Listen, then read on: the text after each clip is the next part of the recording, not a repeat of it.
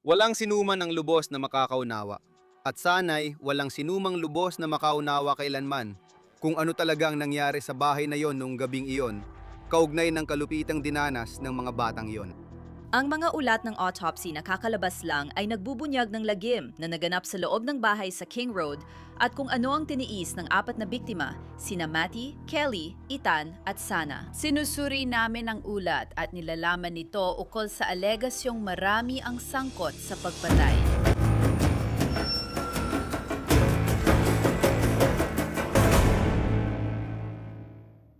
Maligayang pagdating sa Law and Crime. Ako si Anjanette Levi. Alam mo, halos isang taon na mula nang pumasok si Brian Kohberger sa korte sa Boise, Idaho, itinaas ang kanang kamay at nanumpang magsasabi ng totoo. Noong Hulyo 2, 2025 iyon. At matapos niyang igit ang kanyang pagiging inosente sa halos 3 taon at sabihing inaasahan niyang mapawalang sala siya, inamin ni Kohberger na siya ang pumatay kina Matty Mogen, Kelly Gonsalves, Ethan Chapin at Zana Kernotl. Napag-usapan na natin ang kasong ito ng maraming beses dito sa Law and Crime. Sinabi ni Kohberger na siya ang gumawa nito. Sumang-ayon siya sa mga binasang katotohanan ni Latah County Prosecutor Bill Thompson. Hindi nag-alinlangan o nag-atubili si Kohberger. Maagang 2022, bumili si Kohberger ng K-bar na lagayan ng kutsilyo at panghasa at tinala niya ito sa biyahe sa buong bansa. At noong Nobyembre 13, 2020 sumang-ayon siya na pinasok niya ang bahay sa King Road at pinagsasaksak hanggang mamatay ang 4 na estudyante sa kolehiyo. Ngayon, isang taon matapos aminin ang kasalanan at mahatulan si Kohberger, makikita na natin ang autopsy reports ni na Matty, Kaylee, Ethan at Zana. Ipinapakita nito ang matinding sinapit ng 4 na estudyante na lampas sa katanggap-tanggap. Si Dr. Venus Singh, punong medikal na tagasuri ng Spokane County, ang nag-autopsy sa 4 na estudyante at handang tumestigo bilang eksperto para sa prosekusyon. Isinulat ng mga taga-usig sa expert disclosure. Inaasahan na magpapatotoo si Dr. Singh na sina Kaylee Gonzalez, Zana Kernotl at Madison Mogen ay nakaranas ng matinding sakit at slasyo pagdurusa bago sila namatay dahil sa mga tinamong sugat. Inaasahan na magpapatotoo si Dr. Singh. Si Ethan Chapin ay nakaranas din ng matinding sakit at o pagdurusa bago siya namatay dahil sa mga tinamong sugat. Ngunit hindi kasing tindi ng naranasan ng iba pang nasawi. Handa sanang magpatotoo si Dr. Singh na ang mga sugat ng 4 na biktima ay tugma sa K-bar na kutsilyo, kaparehong uri ng kutsilyong pag-aari ni Brian Kohberger. Isinulat ng taga-usig. Ayon kay Dr. Singh, ang mga sugat ni Gonsalves ay tugma sa kutsilyong may iisang talim o dobleng talim bilang pinagmulan ng mga sugat. Ibibigay ni Dr. Singh ang kanyang opinyon na ang paggamit ng isang K-bar, full-size US Marine Corps fighting knife ay tumutugma sa mga sugat na nakita. May iba pa ring natuklasan si Dr. Singh tungkol sa mga partikular na sugat ni Ethan Chapin. Dagdag pa rito, magbibigay ng testimonya si Dr. Singh tungkol sa ebidensya na ang kutsilyong ginamit kay Chapin ay nagpapakita ng palatandaan na may blade guard ito. Ipapahayag ni Dr. Singh ang kanyang opinyon na ang mga sugat ni Chapin ay tumutugma sa isang kutsilyong may isang talim bilang pinagmulan ng mga sugat. Ayon kay Dr. Singh, tugma sa mga sugat ang paggamit ng K-bar full-size US Marine Corps fighting knife. At marami pang nilalaman ng mga ulat na ito, kabilang na ang impormasyon tungkol sa posibilidad na 2 kutsilyo ang ginamit. Gusto ko talagang kumuha ng eksperto na magpapaliwanag ng autopsy reports at findings ng mga eksperto. At para sa akin, si Joseph Scott Morgan ang pinakamahusay para dito. Isa siyang forensic death investigator at host ng Body Bags podcast. Pakinggan ito. Joseph, salamat sa pagpunta. Gusto ko munang marinig ang opinion mo sa mga autopsy report na ito. Hindi namin inakalang makikita pa namin ang mga ito dahil selyado ito sa Washington. Ang Spokane County ang nagsagawa ng mga autopsy. Sila ang kinokontrata ng Moscow. Ano ang masasabi mo sa mga ulat ng autopsy? Napakadetalye. Dr. Singh, habang binabasa ko ito ngayon, at kung hindi ito tumagal ng ganito, gaya ng sabi mo, Anjanette, hindi natin inakalang makikita pa natin ang mga ito. Akala ko dati baka balang araw pa. Pero sa paglabas na ito ng mga dokumento, nagulat ako nang kinontak mo ako na meron pala talaga tayo nito. Pero sa tingin ko, magaling ang ginawa ni Dr. Singh sa kanyang pagsusuri o post-mortem na pagsusuri sa mga labi dun sa kanyang pasilidad. At ito yon. Ito ang palatandaan ng isang mahusay na ulat ng otopsya. Kung ang isang karaniwang tao ay makakaupo at mababasa ito at magkakaroon ng ideya tungkol sa uri ng mga pinsala, ang kalagayan ng individual parehong sa antemortem, bago mamatay at postmortem at. Ilatag ito sa ganung paraan dahil alam mo ang mga ulat na ito, kapag tiningnan mo ang mga ulat ng autopsy, hindi ito ginawa para sa kapwa mga doktor. Ginawa ang mga ito bilang isang obetibong siyentipikong ulat na may halagang forensic. Na kung pupunta ka sa korte, kapag sinusubukan mong ipaliwanag ito sa isang hurado, at ang hurado ay wala namang parehong edukasyon, gaya ng isang patologo na napaka-espesyal, may intindihan pa rin nila ito. At alam mo, para sa akin, habang binabasa ko ito, sa tingin ko si Dr. Singh ay magiging kahanga-hanga, okay, sa witness stand. Napaka-detalye niya rito. Inilatag niya ang mga pinsalang ito sa parang talagang may intindihan natin. Dahil umamin na si Brian Kohberger, ibig kong sabihin pumasok siya sa korte at sinabi, "Oo, ako ay nagkasala." Tinanong siya ng hukom kung inaamin niyang nagkasala siya at sumagot siya ng oo, inako niya ang ginawa. At mula na mangyari yon, alam mo, nito mga nakaraang buwan at linggo, maraming tao ang nagsilabasan. Ayon kay Dr. Turvey, isang eksperto sa depensa, kailangan daw 2 pumatay at 2 armas, 2 kutsilyo ang ginamit. In-interview ko si Chris Whitcomb. Sumulat siya ng isang libro at binanggit niya lahat ng mga bagay na ito, lahat ng mga dokumento at mga ganong bagay, at nakipagtulungan siya kay Dr. Turvey sa librong ito. At kumbinsido sila na hindi si Brian Kohberger ang gumawa nito. Gusto kong basahin sa iyo ang sinabi ni Dr. Singh na isa sa mga opinyon niya na sana ay ipapatotoo kung natuloy ang paglilitis ng kasong ito. At nakikikita ko na ngayon kung saan nanggagaling ang ideya ng 2 armas, 2 pumatay. At ipapakita natin ito sa screen. Ibibigay ni Dr. Singh ang kanyang opinyon na ang mga sugat ni Kernotl ay tugma sa isang single-edged at o double-edged na kutsilyo bilang pinagmulan ng mga sugat. Bukod dito, ang hawakan o dulo ng kutsilyo ay maaring magpaliwanag kung bakit parang may pagkakasera ang ilang sugat sa mukha ni Kernotl. Magbibibilay ng opinyon si Dr. Singh na ang pagkakasera ay maaring dulot ng paglaban ni Kernotl at o paghawak o pagdikit sa kutsilyo at o kamay na may hawak ng kutsilyo na naging sanhi ng sugat. Sabi ni Dr. Singh, tumutugma ang mga sugat sa paggamit ng K-bar, full-size US Marine Corps fighting knife. Hindi ibig sabihin noon na may 2 kutsilyo na ginamit o 2 pumatay o 2 sandata. Hindi naman. Kami na nagtatrabaho sa medical legal, sanay na kami sa mga sugat, lalo na sa ganitong dinamikong sitwasyon. Naiintindihan namin na hindi basta-basta nangyayari ito. Sige, may mga tao nagre-react, may mga individual na lumalaban. Meron kang salarin na nasa gitna ng isang massacre. Hindi ito isang bagay na clinical tulad ng operasyon.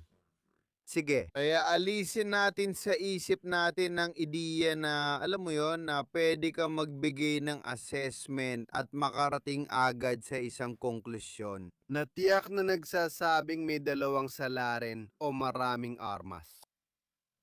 Dahil hindi naman talaga ganoon ang realidad. Ngayon, trabaho ng depensa yon. Sige, trabaho ng depensa ang magbangon ng makatuwirang pagdududa, di ba? Ganun naman ang sistema natin.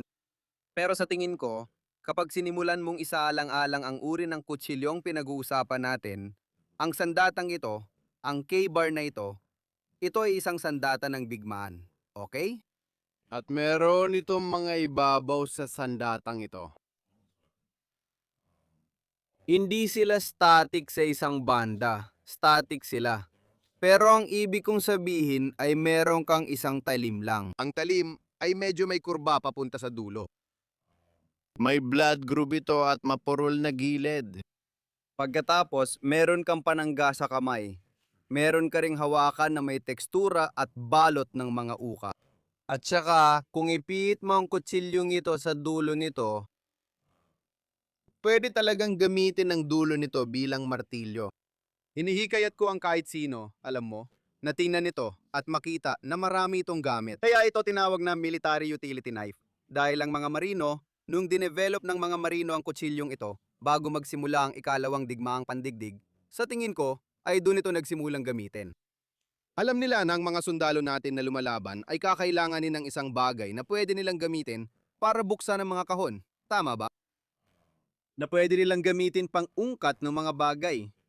Pwede rin nilang gamitin pamutol kung kailangan nilang gumawa ng posisyon sa labanan. At saka pwede rin talaga nilang gamitin ito sa pakikipaglaban sa trinsera. Kaya kung hawak mo lang ang hawakan, kung hawak mo ang kutsilyo, pwede mo itong gamitin na parang suntok ng ganito. Pwede mo rin itong baliktarin, pwede mo itong gamitin na parang martilyo. Baliktarin mo ulit. Pwede mo itarak ito, pwede mong hiwain gamit ito. Pwede mong salagin kung may paparating. Kaya isipin mo kung ano ang itsura ng eksenang yon sa loob ng bahay na yon. Malagim na patayan, sa totoo lang. May dahilan ang lahat ng nangyari. Kaya kung susubukan mong magbigay ng konklusyon, masasabi mong higit sa isang sandata ang sangkot. Sa tingin ko, malayo ka pa para mapatunayan yan. At isang sandata o isang-isang mamamatay ay maaring gumamit ng higit sa isang sandata. Ibig kong sabihin, pwede namang kamao yon. Kahit na kutsilyo ang ginamit bilang martilyo, bilang parang panuntok, marami ka pa rin pwedeng gawin. Oo, posible yon. Maaring nagdala pa ng ibang sandata ang tao. Pero alam mo, ang konklusyon nila ay dito sila napupunta. Alam mo, babalik tayo sa lagayan ng kutsilyo, di ba? Ang lagayan ng kutsilyo ay natagpuan doon sa kwarto. At syempre, yung identifier na yon ay mag-uugnay pabalik sa K-bar, di ba? Oo, wala pa ang kutsilyo. Kailangan mong maintindihan yon. Hindi ko alam kung makikita pa natin o nila ang kutsilyo, okay? Pero ang tanong na kailangan mong itanong ay, posible ba ito? Para sa isang kutsilyo, gaya ng K-bar knife na kasya sa kaluban na ito. Sige. Posible ba na ito ay nagamit para gawin ang lahat ng mga sugat na ito sa 4 na biktima? Kaya, alam mo, babalik ulit ako sa salitang dinamiko. Alam mo, wala sa mga batang ito ang talagang nananatili sa pwesto nila. Okay? Habang nangyayari ito, alam mo, may instinct sila para sa kaligtasan na usa nilang ginagawa. Nagbablock at nagre-react sila sa sakit. Kapag may kutsilyong tumusok sa isang parte ng katawan, maliban kung patay na ang tao, mag-activate ang pain center kaya magpupumiglas, iikot at tilinggun sila. Alam mo, gagalaw sila ng kamay o katawan sa iba't ibang direksyon habang nangyayari yon. Kaya nagre-react talaga sila sa ganung paraan. Hindi lang basta parang may isang tao lang na nandyan lang. Hindi sila parang target na papel na nakapwesto lang kung saan itatarak mo lang ang kutsilyo at hindi sila magre-react.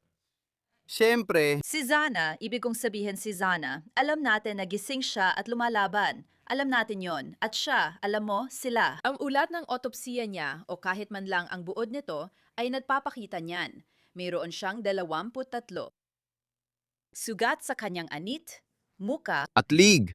7 sa kanyang dibdib at tiyan. alam mo, may mga sugat na hiwa at tusok sa likod at pati sa mga ibabang bias sa lahat ng parte. Ibig ko sabihin, Ang batang ito ay labis na nagdusa habang nililigtas ang sarili niyang buhay. Gusto ko nang magpatuloy kay Kaylee ngayon dahil maraming tao ang napansin ang kanyang matinding mga sugat at pinsala. Nasa Kamasya kasama si Maddie, ang matalik niyang kaibigan. Alam mo, si Maddie rin ay labis na nadusa. Pero si Kaylee ay may mga sugat na itinuro ng mga tao. Isa rin, si Dr. Singh ay magpapatotoo na may inilagay na hindi kilalang bagay sa kanyang bibig. Mukhang may fixed retainer din siya sa kanyang bibig noong siya ay natutulog. At ang kanyang mga ngipin ay nabasag. At si Kaylee, ayun dito, alam mo, nagtamo ng mga galo sa ilong at pisingi, may pasa sa paligid ng mga mata, Talagang nakakatakot ang mga nangyari. At sinabi rin ng doktor na may inilagay na hindi kilalang bagay sa kanyang bibig. Ano sa tingin mo ang maaring naging dahilan noon? Matagal ko nang pinaniniwalaan na ito. Maaring ito ay hawakan ng kutsilyo o paraan ng paghawak ng suspect sa kutsilyo. Habang inilalagay ito ng sapat na lakas, parang itinutulak at tinahawakan siya sa pwesto gamit ang kutsilyo na may sapat na puwersa para magdulot ng ganitong uri ng pinsala. At alam mo, ang sugat ay ebidensya na may nagaganap na reaktibong tugon. Nag-iwan ito ng pattern doon na malinaw na sa kalagayang bago mamatay. Hindi ito isang post-mortem na pinsala na natamo niya. At pagkatapos, meron kang matinding pinsala sa kanyang bibig kung saan may mga naluwag ng ngipin. Sa tingin ko, may mga bali tayo sa mga buto ng muka. Alam mo, at talagang Um, nagpapakita kung gaano kalupit ang pag-atake na ito. Na yun, alam mo, maraming posibleng siguro mga kilos na pwedeng tingnan dito at sabihin, baka siyang target. At yan na ang pinakamalapit na masasabi mo. Sasabihin mo, baka siya ang target. Wala akong ideya kung siya nga ba talagang target. Hindi ko alam kung sino target sa bahay na yon. Sa tingin ko, karamihan dito haka-haka lang. Pero ang magagawa mo lang ay balikan ang mga pinsalang natamo sa isang malupit na pag-atake. Pinag-usapan namin si Zana, alam mo nag-react siya. Si Kaylee ay alam mo, halos nakapirmi sa lugar na ito. At Diyos lang ang nakakaalam kung bakit ang gumawa ng krimen. Alam mo, ay nagdesisyong pakawalan ang matinding dahas laban sa kanya mismo. Pero isa itong mapanirang pangyayari. Alam mo, talagang winasak niya ang mukha niya gamit kung ano man ang gamit na ito. Naniniwala pa rin ako na isa itong K-bar. At ginagamit talaga ito. Hindi lang, ginagamit ito bilang matalim na sandata, pero ginagamit din ito bilang pampabugbog o blunt force weapon paulit-ulit. Kasi nangangailangan ito ng matinding lakas at parang kailangan mong hawakan o ipin ang isang tao sa isang posisyon na hindi gumagalaw para magawa mo ito. um, Naranasan niya ang ganitong pagkasira ng mga istruktura sa katawan. Posible ba na nagising si Kaylee habang inaatake si Maddie dahil mas malapit si Maddie sa gilid ng kama? At pagkatapos, may nangyaring ganoon kung saan sinubukan niyang lumaban o kung anuman. Kaya natin nakikita ang asphyxiation. Maaring una siyang sinaksak sa dibdib at pagkatapos ay na-asphyxiate siya dahil may nagtatangkang takpan ang kanyang bibig. Posible ba iyon? Oo, posible talaga yun. Kung tama ang pagkakaalala ko, nabanggit din nila na sinabi ni Dr. Singh na may nakita silang tuyong bula na madalas mong makita kapag uh, kung iisipin mo yung parang bula sa ibabaw ng beer. Okay, kapag ikaw ay nahihirapan huminga, nagkakaroon ka ng ganitong uri ng likido na lumalabas na parang ganun. Nakikita natin ito sa maraming kaso ng pagkamatay dahil sa asphyxia, lalo na kapag may compression, tulad ng pagpigil sa isang tao sa lupa. Inaharangan mo ang kakayaan nilang huminga ng maayos, lalo na kung may bigat na nakapatong sa kanilang dibdib. Maaari mo ring pinipigilan siya gamit ang isang kamay na parang angkor, alam mo, parang C-clamp sa leeg, ganito. Pinipisil ang leeg sa loob ng ilang sandali.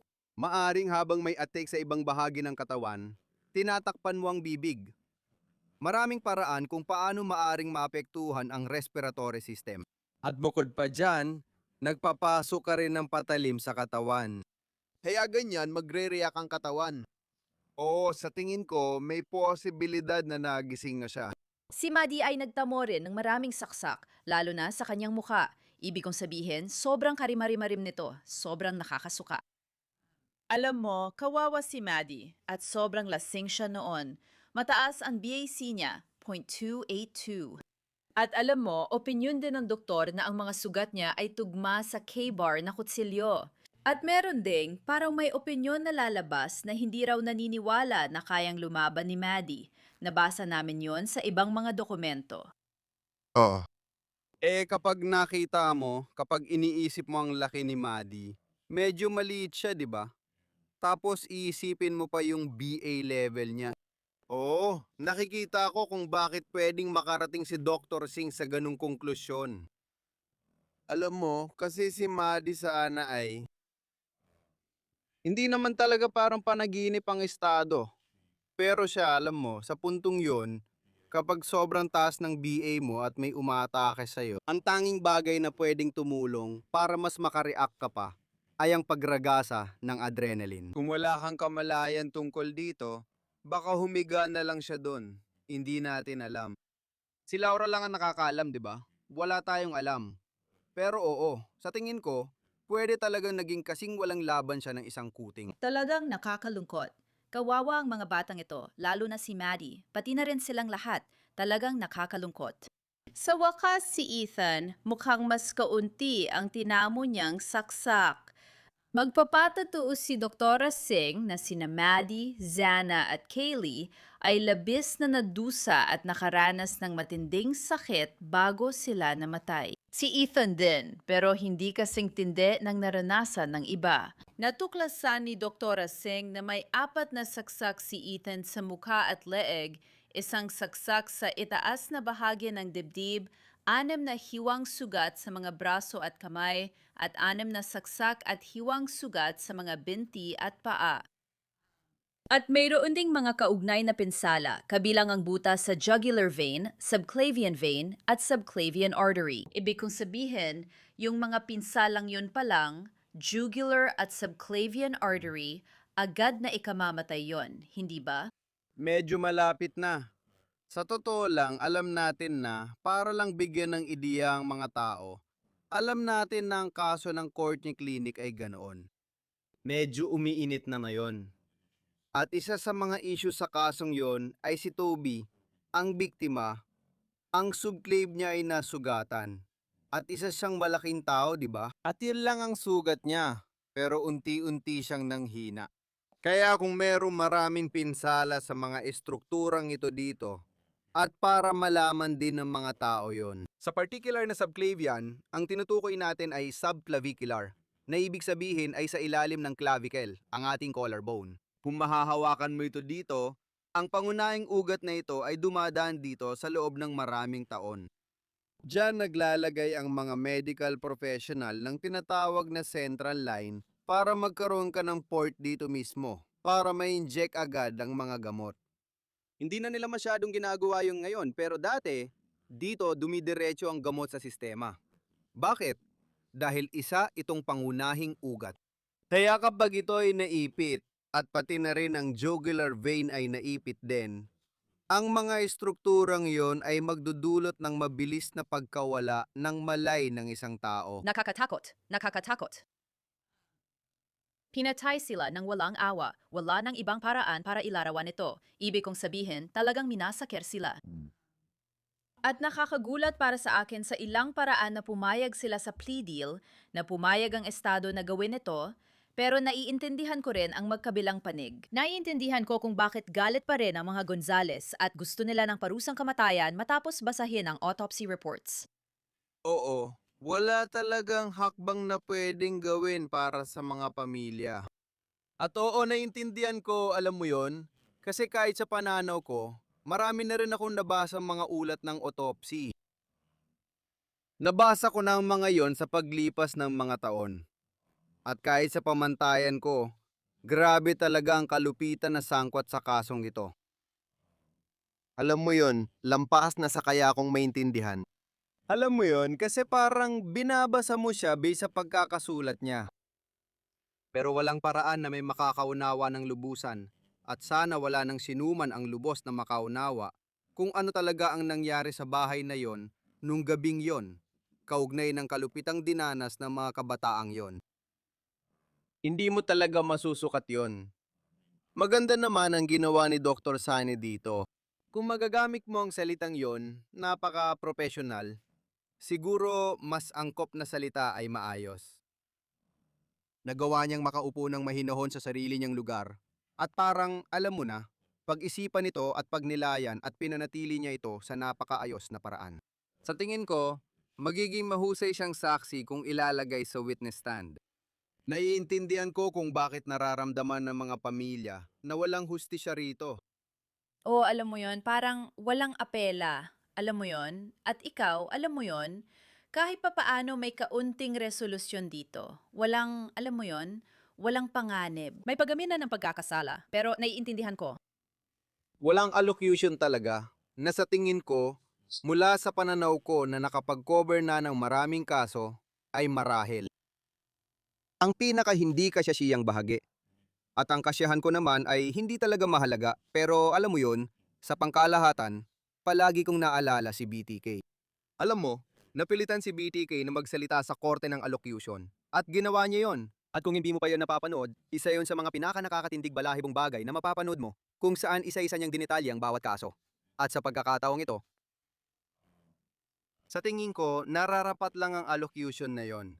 Di ko alam bakit di nila ginamit yon, maliban kung may plano pa sila sa inaharap.